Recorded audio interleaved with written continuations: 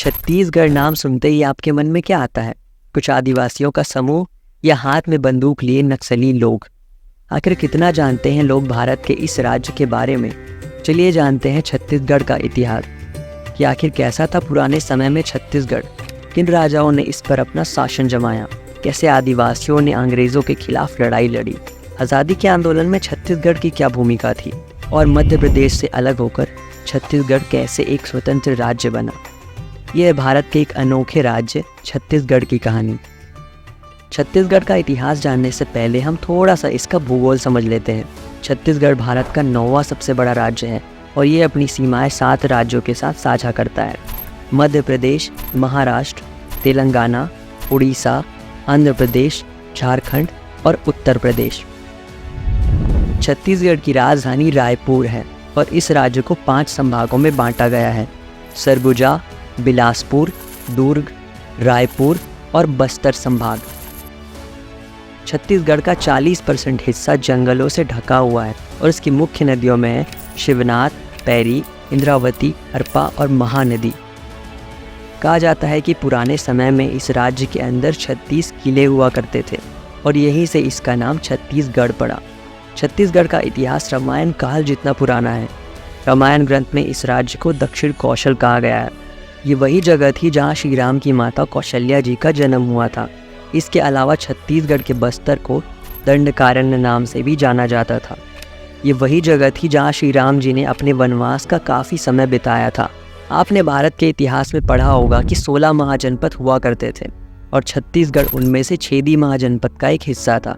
ये वही छेदी साम्राज्य है जिसका जिक्र हमें महाभारत ग्रंथ में मिलता है, जिसके राजा शिशुपाल हुआ करते थे। उस समय इसका नाम छेदीगढ़ था और इसकी राजधानी सुक्तिमती थी। इतिहास में आगे बढ़े तो मौर्य साम्राज्य का भी छत्तीसगढ़ पे काफ़ी प्रभाव पड़ा।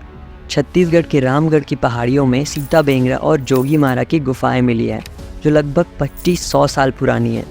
इन गुफाओं में दुनिया का सबसे पुराना थिएटर यानी कि नाट्यशाला भी पाया गया है। इसके अलावा मौर्य काल के लेख मिले हैं जो मगधी भाषा और ब्राह्मी लिपि में लिखे गए हैं। मौर्य वंश के अलावा भी यहाँ पे कई और वंशों का शासन रहा है, जैसे कि नल, राजऋषि, पांडु, नागवंश, सोमवंश और कलचुरी वंश। नागवंश के राजा लक्ष्मण देव राय जी ने यहाँ पे भोरम देव का निर्माण कराया, जिसे बाद में छत्तीसगढ़ का खजुराहो भी कहा जाता है। इन सब के अलावा जैन और बौद्ध धर्म का प्रभाव भी छत्तीसगढ़ में देखने को मिलता है। कहा जाता है कि गौतम बुद्ध छत्तीसगढ़ के सीरपुर में आए थे, इसलिए उनके सम्मान में कोंडागांव के अंदर एक पुराना बुद्धिस्ट मंदिर देखने को मिलता है। इसके अलावा आरंग में कई सारे पुराने जैन मंदिर देखने को मिलते हैं, जिससे पता लगता है कि छत्तीसगढ़ में इन दोनों धर्मों का इतिहास काफ़ी पुराना है। अब छत्तीसगढ़ के आधुनिक इतिहास की ओर आते हैं। सन 1741 में कलचुरी वंश का अंत हुआ और मराठाओं का शासन छत्तीसगढ़ में शुरू हुआ। पिंबाजी भोसले ने छत्तीसगढ़ का शासन संभाला।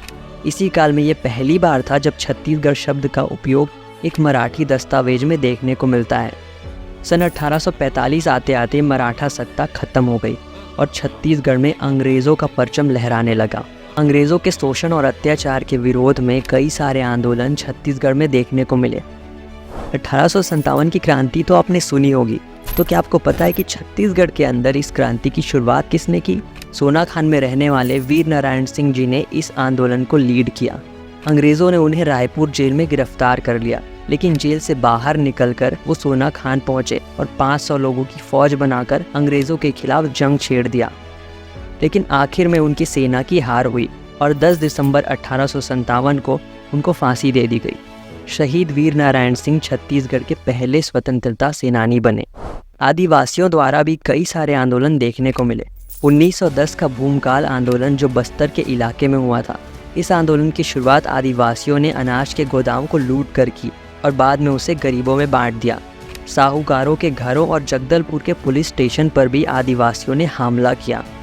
धीरे धीरे पूरा बस्तर खाली हो गया, लेकिन बाद में अंग्रेज़ों ने इस आंदोलन को क्रूरता से दबा दिया। इस आंदोलन की अगुवाई गुंडादुर नाम के एक आदिवासी ने की थी और तब से लेकर आज तक गुंडादुर आदिवासियों के बीच में एक हीरो की तरह जाने जाते हैं। इतिहास में आगे बढ़े तो 1920 में यह पहली बार था जब महात्मा गांधी छत्तीसगढ़ आए। कंडेल नाम के गांव में अंग्रेज़ों ने 2 नहरों का निर्माण कराया, लेकिन गांव के लोगों को उस पानी का उपयोग करने पर रोक लगा दी। लेकिन लोगों ने इसके खिलाफ आंदोलन शुरू कर दिया। पंडित सुंदरलाल शर्मा और बाबू छोटेलाल श्रीवास्तव जी ने इस आंदोलन को लीड किया। इस आंदोलन ने पूरे देश का ध्यान अपनी ओर खींच लिया और आखिरकार 21 दिसंबर 1920 को महात्मा गांधी भी इस आंदोलन में पहुंच गए। पंडित सुंदरलाल शर्मा जी का छत्तीसगढ़ के इतिहास में काफ़ी बड़ी भूमिका है।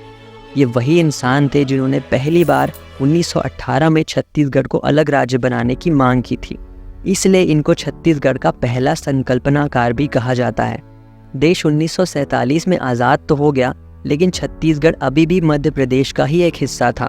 सैकड़ों लोगों द्वारा छत्तीसगढ़ को पृथक बनाने की मांग समय समय पे उठती रही और आखिरकार 1999 में अटल बिहारी वाजपेयी जी के नेतृत्व में मध्य प्रदेश पुनर्गठन अधिनियम लाया गया और 1 नवंबर सन 2000 को छत्तीसगढ़ भारत का 26वां राज्य बना, जिसके पहले मुख्यमंत्री श्री अजीत जोगी जी बने और वर्तमान में इसके मुख्यमंत्री विष्णुदेव साय जी हैं।